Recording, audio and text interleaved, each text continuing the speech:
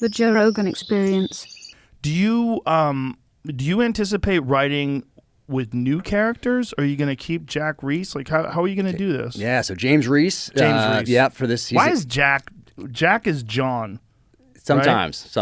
Why? Yep. So John F. Kennedy, Jack, I fuck that that up sort all of the thing. time. Yep, no, it's easy to do. And then you have Jack Reacher character, you have Jack Ryan, who's really John Ryan from the Clancy stuff. So it's, James Reese, the main character, former Navy SEAL sniper, background similar to mine. But right now, it's so hard to get an audience to connect with your character. And I didn't even think about that as I started. But since that's happened, since he is resonating with people and the stories are resonating with people, that I think I'm going to continue on with the same character, the same storyline, building along his journey, because we're all on this journey and people can relate to that as well, to transitions and different struggles and all that. So I'm going to continue with this character for as long as people want to continue to read about him. So do you feel like you just hit gold? So you're in a nice fucking vein of gold in this mountain. You might as well just keep running. I think so. I mean, you could. I heard a story from my editor, and she has another author that had kind of the same thing. Like his character was resonating, and he said, "I think I'm going to do something different."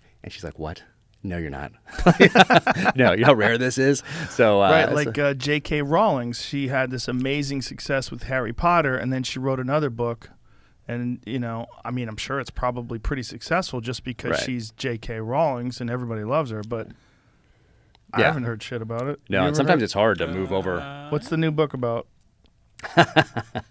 Magic? No, maybe not. I don't know. I feel like I knew something. I couldn't tell you what it is. I have no idea. I'm sure it sold 1 million copies because everything she does. Yeah. She could, But we all know Harry Potter. Like that is part of the recipe. culture now. That is a part of the culture. But yeah, I'm continuing on with this for a while. But I'll do other projects as well. Like I learned a ton working on these scripts, and I didn't know anything about screenwriting going into it. And the screenwriter David Agilio, awesome guy out there in LA. He really just kind of mentored me along, and we worked on these things together, and I got to advise on each of them. So I got to see how that process went, got to see what it looks like when you bring a writer's room in that I knew you have experience with. And now you have 15 people in that are all giving their different ideas to how to adapt your work. So it's really interesting. Were you there while that was happening? Not physically. So they sent me the, So COVID hit pretty soon into it.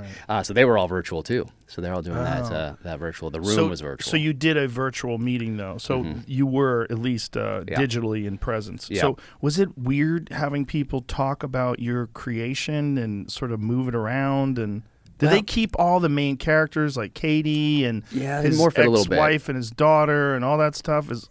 So Chris wanted to keep it. So Chris optioned it right out of the gate, Chris Pratt. And so January of 2018, before it even hits shelves, Chris Pratt options it because my dear friend Jared Shaw gives him a copy and says, "This is your next project," which is just By the way, crazy. Who's better than Chris Pratt?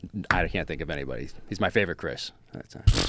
He's great. He's just such a great guy. He is. And he's so nice. For him, like he's perfect for that role. So perfect. And he's done. He had a small role in Zero Dark 30 where he plays a Navy SEAL, and very small part. But his other stuff hasn't been as violent, hasn't been as visceral, hasn't been as primal, and so people are going to be surprised. How graphic is this going to be? Pretty graphic. Well, the books are so graphic. There we are. We are right there.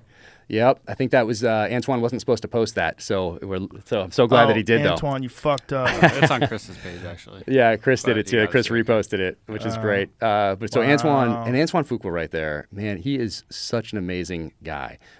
So did Training Day, did Tears of the Sun, Magnificent Seven, Shooter, Equalizer, and it's one of those guys like when you meet him and you're in his presence, like something's different. You have this you meet a lot of people that come through here, and maybe a couple of them have had that sort of presence. Incredible. And such a nice guy. So having Chris and Antoine at the top of this thing, so many people came up to me on set and just told me, "Hey, this feels different than other movies we've worked on." Like everybody from in craft services to whatever else, to technical advisors, all coming in saying this is different. And plus we had like 12 SEALs on set, guys that I knew in the teams that are there playing SEALs or acting in it or doing stunt coordination or technical advising or whatever it is.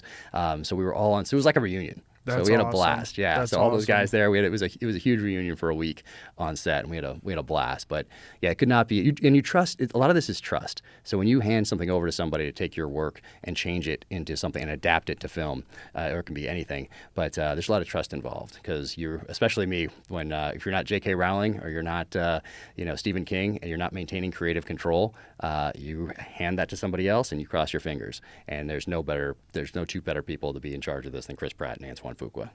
They're incredible people. Catch new episodes of the Joe Rogan Experience for free only on Spotify. Watch back catalog JRE videos on Spotify, including clips. Easily, seamlessly switch between video and audio experience. On Spotify, you can listen to the JRE in the background while using other apps and can download episodes to save on data cost, all for free. Spotify is absolutely free. You don't have to have a premium account to watch new JRE episodes. You just need to search for the JRE on your Spotify app. Go to Spotify now to get this full episode of the Joe Rogan Experience.